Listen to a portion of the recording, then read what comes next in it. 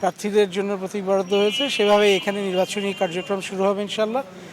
এবং returning officer সাহেবের পক্ষ থেকে এখানে আমাদের জেলা প্রশাসক সাহেব সবাইকে নির্বাচন আচরণবিধি ইত্যাদি সম্পর্কে অবহিত করেছেন, আমাদেরকে পোস্টাল ব্যালট সম্পর্কে অবহিত করেছেন এবং আগামীকাল থেকে যে নির্বাচনের প্রচারণা শুরু হবে সেটা সম্পর্কে অবহিত করেছেন। কিছুক্ষণ আগে পঞ্চগড় 1 আসনের প্রতীক বরাদ্দ দেওয়া হয়েছে।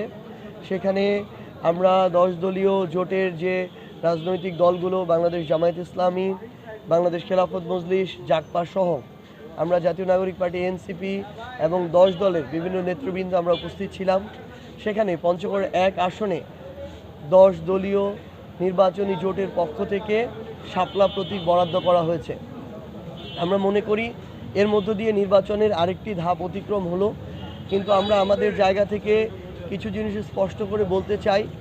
আমরা চাই এবং প্রত্যাশা করি যে পঞ্চগড় 1 আসন সহ বাংলাদেশের প্রত্যেকটি আসনে একটি স্বচ্ছ, সুষ্ঠু, নিরপেক্ষ নির্বাচন হোক, যেখানে কেউ পেশি শক্তির প্রভাব কিংবা কালো টাকার প্রভাব কিংবা দলীয় প্রভাব খাটানোর চেষ্টা করবে না, যেখানে কেউ প্রশাসনকে প্রভাবিত করার চেষ্টা করবে না, ভোটারদেরকে প্রভাবিত করার চেষ্টা করবে না। ভোটাররা তাদের জায়গা থেকে স্বেচ্ছায় যাকে পছন্দ হবে তাকে ভোট দিবে। এর ফলশ্রুতিতে একটি স্বচ্ছ নির্বাচনের পর যেই নির্বাচিত হোক না কেন, আমরা আমাদের জায়গা থেকে তাকে বিজয়ী হিসেবে অবশ্যই নির্দ্বিধায় মেনে নিব। কিন্তু বিগত কয়েকদিনে মাঠ পর্যায়ে ঘুরে আমাদের কিছু তিক্ত অভিজ্ঞতা আছে, যেই কথাগুলো আমরা আমাদের স্থানীয় পর্যায়ে যারা নেতাকর্মী তাদের কাছে থেকে শুনেছি, সাধারণ যারা মানুষ তাদের কাছে থেকে শুনেছি। বিশেষত একটি রাজনৈতিক দল, বাংলাদেশ জাতীয়তাবাদী দল বিএনপির, তাদের স্থানীয় পর্যায়ে ওয়ার্ডের সভাপতি সেক্রেটারি, ইউনিয়ন সভাপতি সেক্রেটারি, ক্ষেত্র বিশেষে উপজেলা সভাপতি সেক্রেটারি কিংবা কিছু কিছু ক্ষেত্রে কোনো পদে নেই কিংবা তাদের কর্মী, এইরকম মানুষগুলো সাধারণ মানুষদেরকে হুমকি দিচ্ছে। তারা তাদের জায়গা থেকে বলছে যে যদি ভোট না দেয় নির্বাচনের পরে দেখে নিবে। তারা তাদের জায়গা থেকে বলছে যে যারা আমাদের সনাতন ধর্মাবলম্বী ভাই বোন তাদেরকে বিভিন্নভাবে হুমকি ধামকি দিচ্ছে, ভয় দেখাচ্ছে।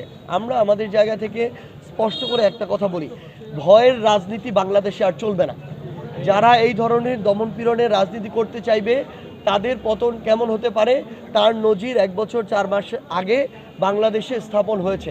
আমরা স্পষ্ট করে আমাদের জায়গা থেকে আহ্বান করতে চাই যে সেটা বিএনপি হোক, সেটা এনসিপি হোক, 10 দলীয় ঐক্যজোট হোক কিংবা অন্যান্য যারা আছেন, আমরা আমাদের জায়গা থেকে ভোটারদের কাছে ভোট চাইতে পারি, আমরা কারণ তুলে ধরতে পারি, কিন্তু দিতে হবে, না দিলে এটা হবে, না দিলে দেখে নিবে, এই ধরনের কথা আমরা কোনোভাবে প্রত্যাশা করি না। আমরা আজকে স্পষ্টভাবে মৌখিকভাবে অভিযোগ দিয়েছি, পরবর্তীতে আমরা প্রয়োজন হলে লিখিতভাবে অভিযোগ দিব, প্রয়োজন হলে আইনগত ব্যবস্থা নিব, কিন্তু আমরা এটা কখনো মেনে নিব না।